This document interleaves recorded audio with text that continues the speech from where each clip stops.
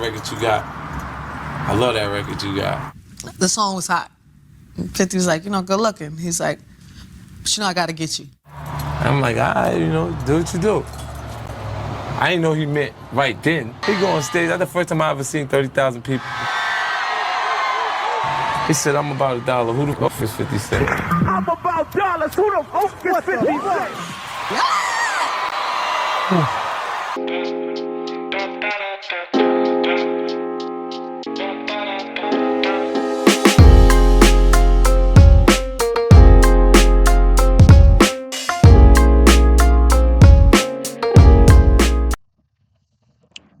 What's up, yo?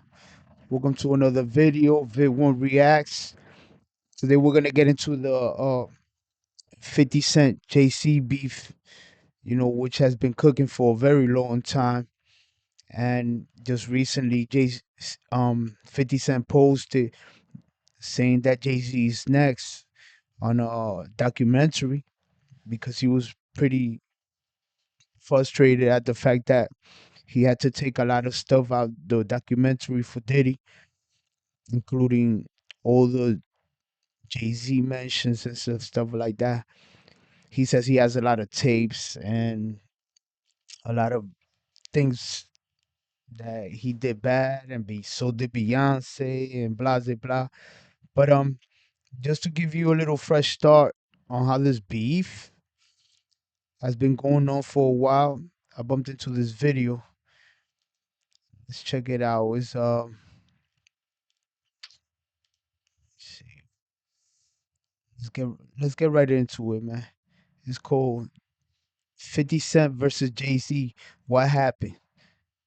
We have, like, you know how rock and roll has punk rock? Mm-hmm. Right. You know, hip hop has cool punk. Jay's the coolest punk in hip hop. Oh. I want everyone to be clear. No one's scared of 50 Cent.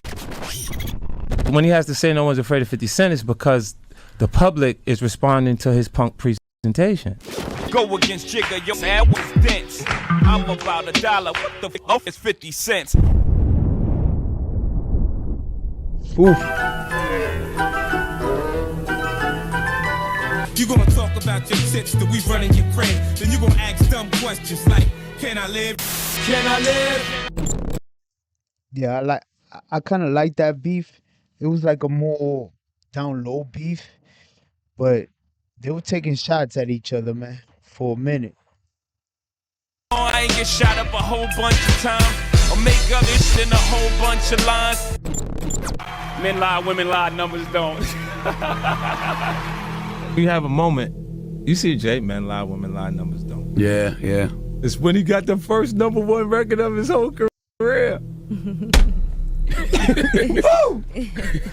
See, the thing I noticed about 50 is that before he comes and talks about it, he does his research. So any counter on what he's saying, he could just spit it right back at him. That's what he said. Yo, that boy he's a piece of work for real. But Jay and Beyonce was kissing. I was cooking 1,000 grams in my kitchen. Point where Jay walks in the studio, and it was just so happened that everybody was in the studio at the same. I think we were working on Blueprint 2. He walked in the studio and he was like, yo, this dude 50, y'all gonna have to deal with him in the next couple months. He said it to the whole crew. You got to deal with him. Oh. In other words, he was trying to tell the goons, like, yo, we got to deal with this dude industry-wise, in the streets, everywhere. Crazy.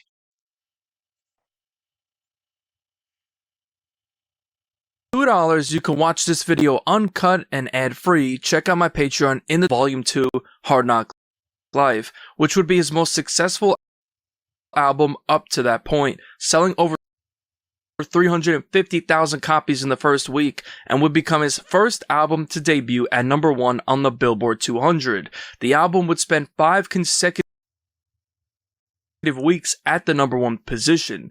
This was Jay-Z's breakout album, and he was now a household name. In the year of 1998, 50 Cent was on the shelf over at J&J Records, so he would then leave the label to further pursue his rap career, to which Jam Master Jay would let 50 leave to really get the ball rolling. 50 would then sign to the Trackmasters, who were known as Poke and Tone, who were platinum Yeah, 50 had to do his own diligence because you know, even though he was hot in the streets, you know, with the mixtapes and all that, but he wasn't at that plateau where he wanted to get at.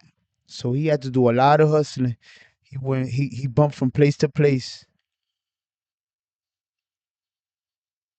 Hailing from Brooklyn. They had signed to Columbia Records and were given their own imprint, which was Trackmasters Entertainment.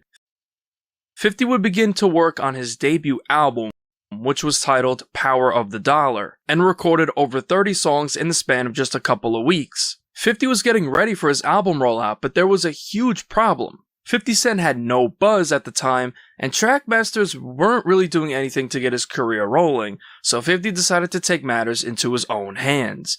One day, while on his way to the studio during a half-hour car ride, 50 Cent wrote a song called How to Rob. The song was all about robbing almost every artist who was hot in the industry at the time in an attempt to gain buzz. 50 Cent recorded the track at 3 studios in New York: the Hit Factory, the Cutting Room, and the Lion's Den. In spring of 1999, Hot 97 would debut 50 Cent's debut single. It's crazy because when that came out, at that time, it was different because the beefs were crazier. Like you really had to be about that life to talk about it because you will bump into whoever you was talking about and things will happen on site. So 50 comes out with this shit and it's like he's fearless and everybody's like, "Oh, who the hell's this? Yo, come on, man. What's up with this dude?" But How the to public Rob. was loving it. On this track, 50 Cent would, of course, take a shot at Jay-Z, referencing how many records he sold with his 1998 album, Volume 2 Hard Knock Life, and he threatens to put 4 bullets in the Bentley Azure that Jay-Z is posing next to on the Volume 2 album cover. What Jigga just sold, like 4 milli, got something to live for. So wanna get putting 4 through that Bentley coupe dope. After 50 said this, the beef was officially on, and Jay-Z would end up hearing this. That summer, on June 24th, 1999, Hot 97 was hosting their 5th annual Summer Jam at the Continental Airlines Arena in East Rutherford, New Jersey. 50 Cent would appear at this event. Jay-Z would also appear and was set to perform. 50 and Jay would end up running into each other backstage.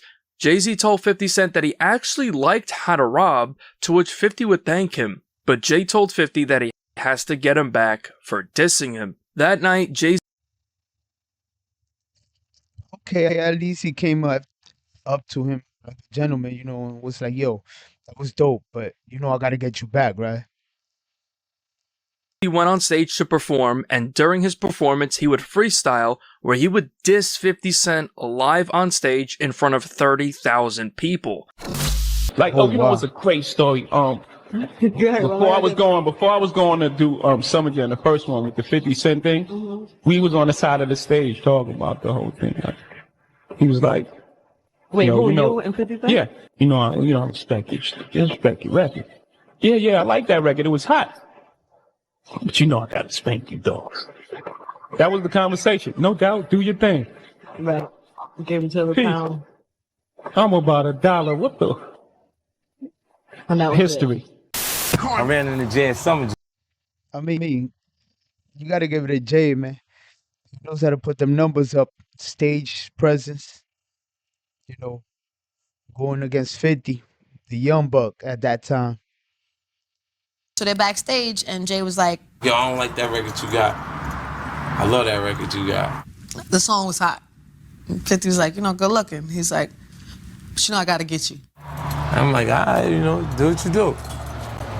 I didn't know he meant right then. He go on stage. That's the first time I ever seen 30,000 people. He said, I'm about $1. Who the fuck is 50 Cent? I'm about dollars. Who the fuck is 50 Cent?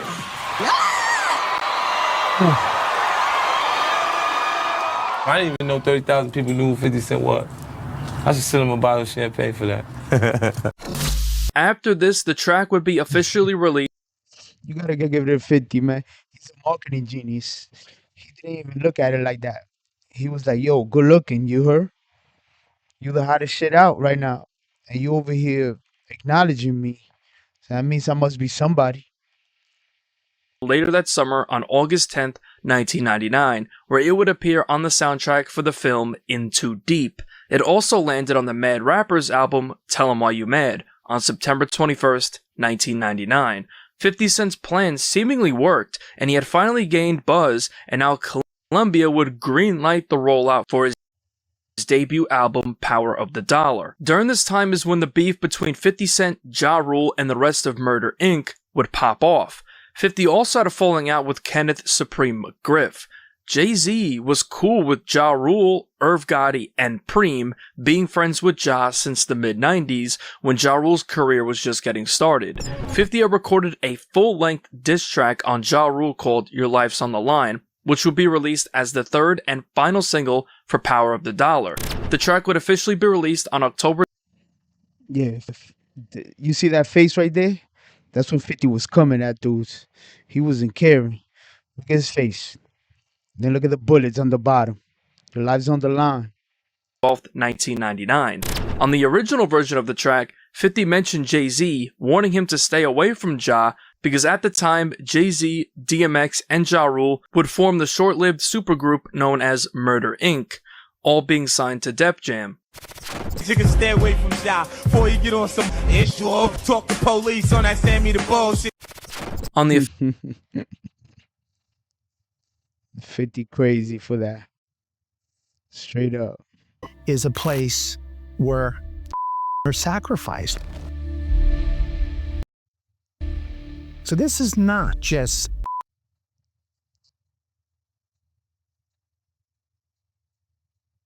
On the official release, 50 would name drop Jay-Z when he lists MCs that are better than Ja Rule.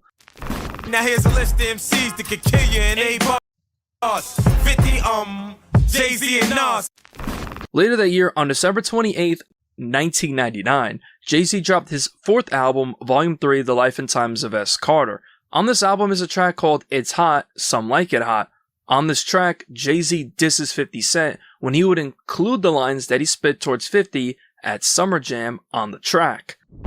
Go against Jigga, yo, now is dense. I'm about $1. What the fuck is 50 cents? After hearing Jay-Z put that line, that's when this shit cooked. He's like, oh, I thought I let you have it in Summer Jam. And now you still pushing it? Okay, I got something for you. 50 Cent knew he had to respond. In early 2000, 50 Cent and Trackmasters put out a song called Jackin' for Jay-Z, to which the title was a play on Ice Cube's song titled Jackin' for Beats.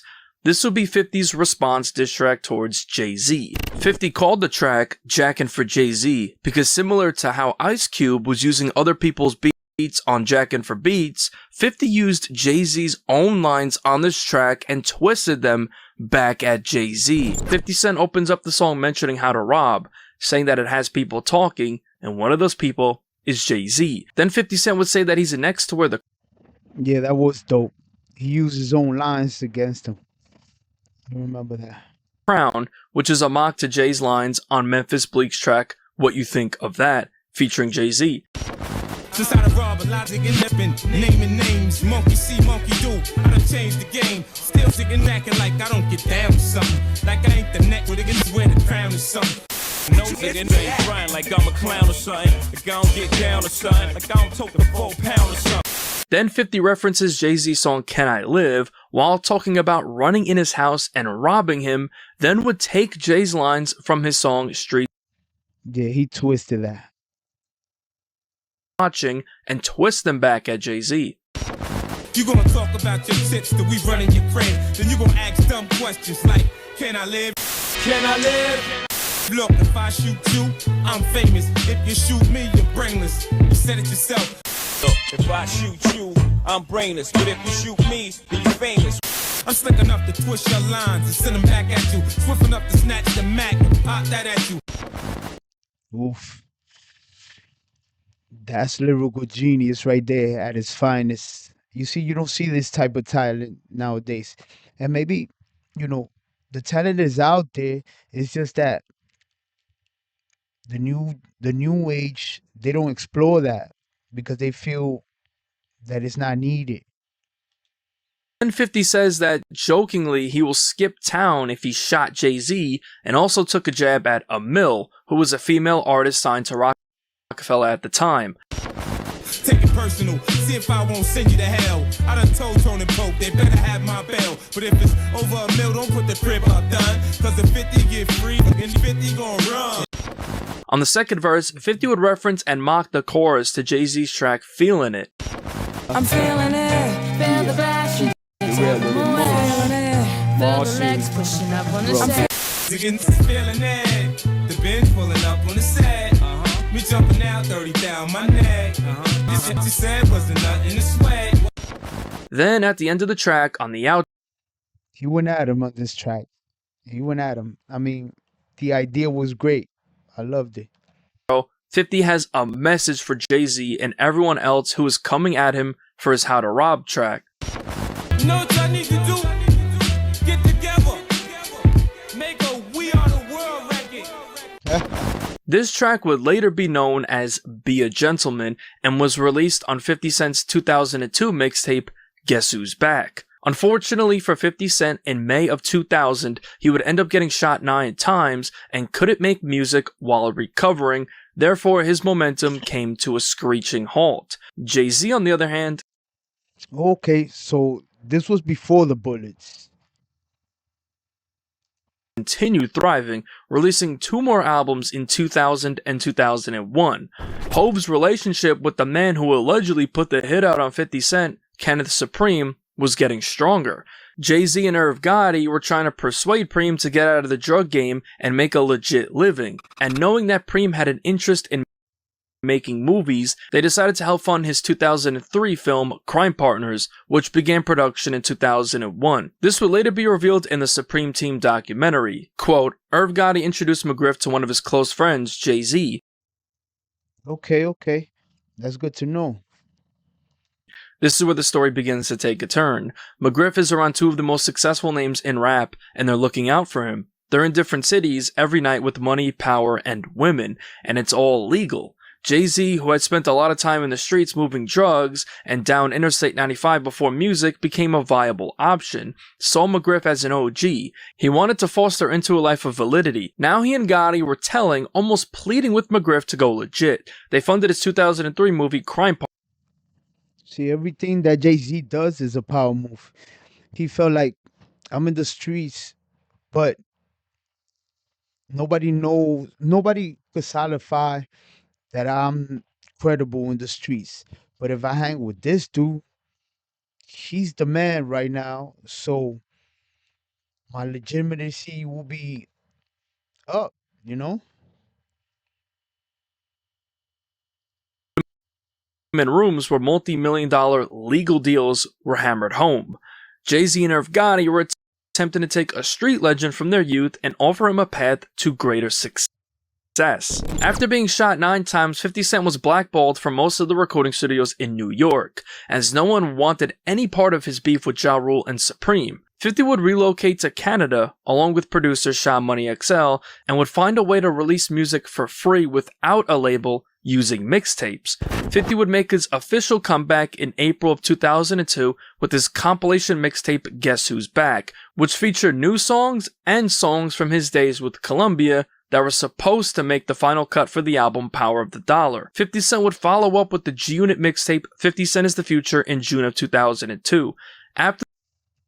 See, look, that's the original G-Unit right there. Yeah, yo, Banks, and 50. The crazy thing about it is that 50's always been an innovator. Look, notice how he went to Canada, you know? Because he was like, all right, I'm going to hide out, and at the same time, I'm going to do this legit. Nobody's going to be able to sue me, nothing. Let's go, let's get it. Release of these 2 mixtapes alone, 50 would gain a crazy organic buzz, becoming the hottest free agent in hip-hop, with labels gunning to sign him. 50 knew that New York-based labels were not feeling him, and when Eminem gave him a call, 50 flew to California and signed to Shady Records. On August 1st, 2002, 50 Cent and G-Unit dropped their first mixtape since signing to Shady Records called No Mercy, No Fear. On this mixtape is a track called Funk Flex, where 50 rapped. After this, it was over. After this, it was over. Shady Records, Aftermath, G Unit Records, everything came after that. Over Scarface's song Guess Who's Back, which featured Jay-Z and Beanie Sigel. On the hook, 50 would reference Beanie Sigel and Jay-Z's line on the track as sort of a mock to both of them.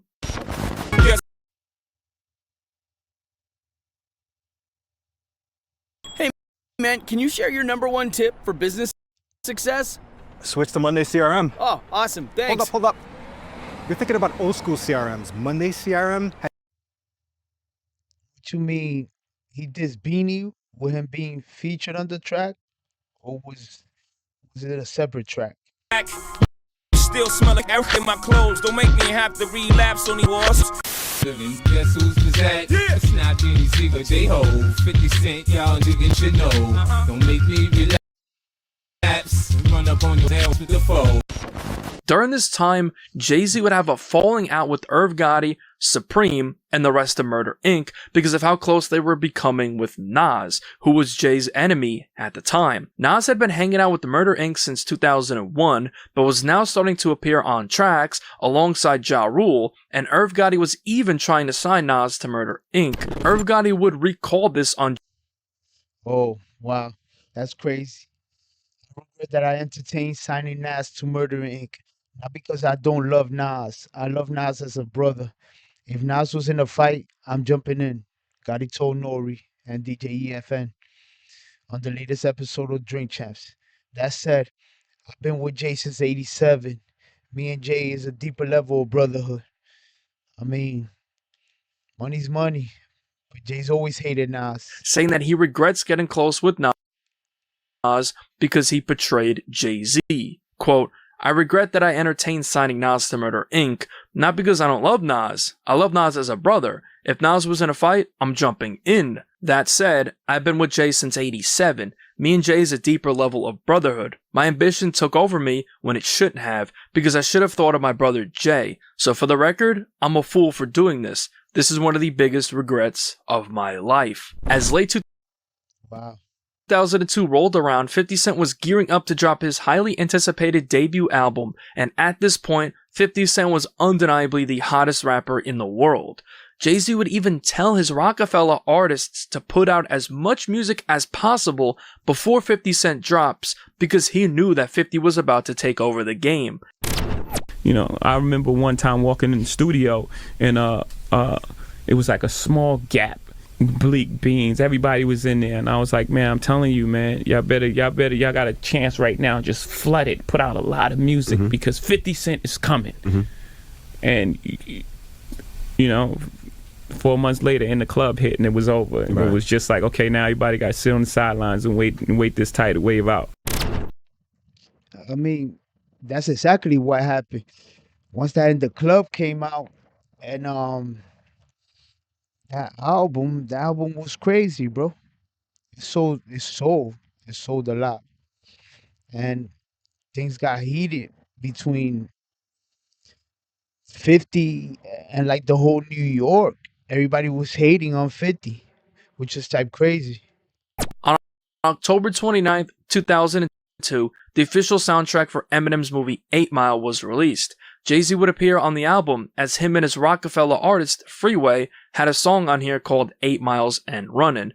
And of course, 50 Cent would also be all over this album, marking the first time that these two would appear on the same album together. A couple of months later, on February 6th, 2003, 50 Cent dropped his debut studio album, Get Rich or Die Tryin'. On this album is a track called High All the Time, where 50 says that he's going at both Nas and Jay-Z for the throne as the King of New York. Yeah, he goes in on this. On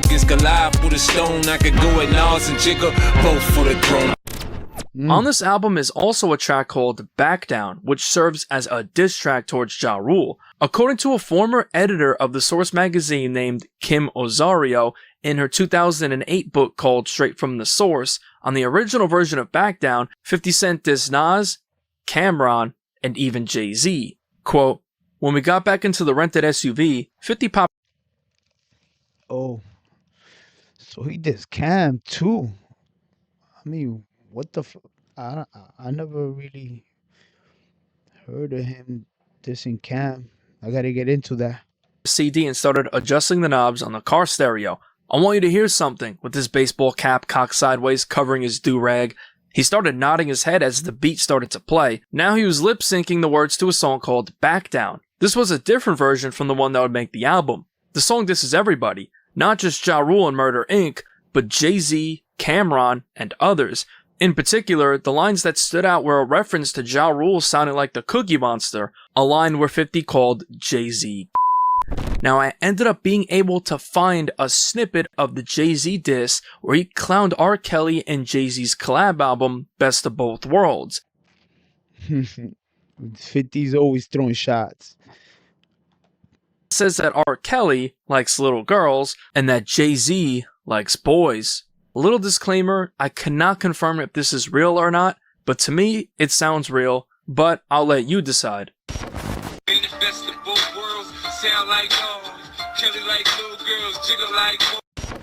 After the release of Get Rich or Die Trying, 50 Cent had officially taken over as the biggest rapper in the world as the album sold 872,000 copies in the first week, debuting. Yeah, I remember at that time, 50 Cent was unstoppable. Everything that you heard in the streets was G-Unit. G-Unit, everything. And he took over the summer and the next year. And like a little bit of the next year after that, but he was hot. And so was G-Unit. When they came out with that G-Unit album, crazy.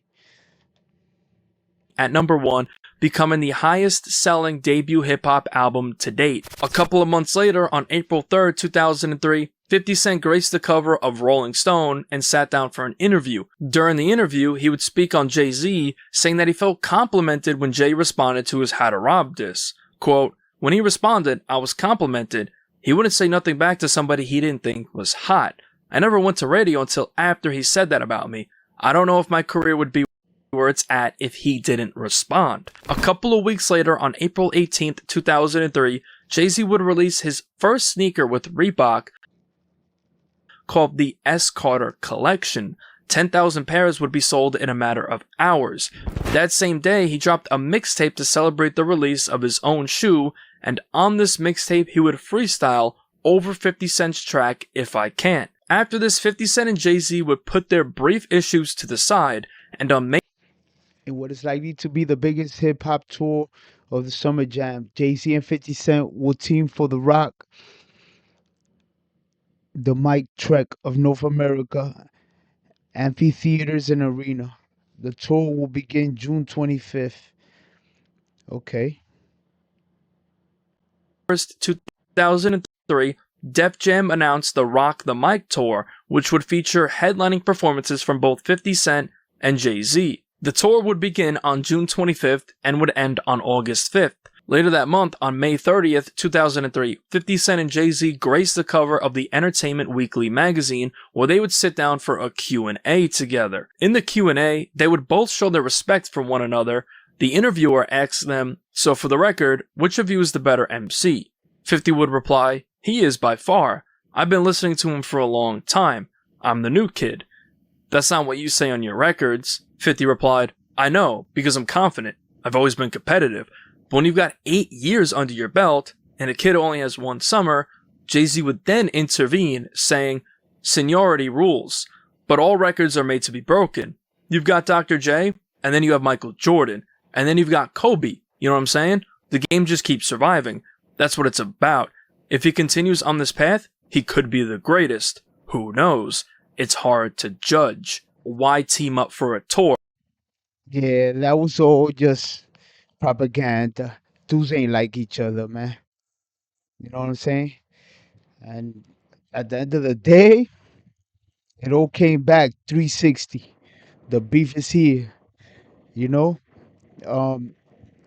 Make sure you check out part 2 of this reaction.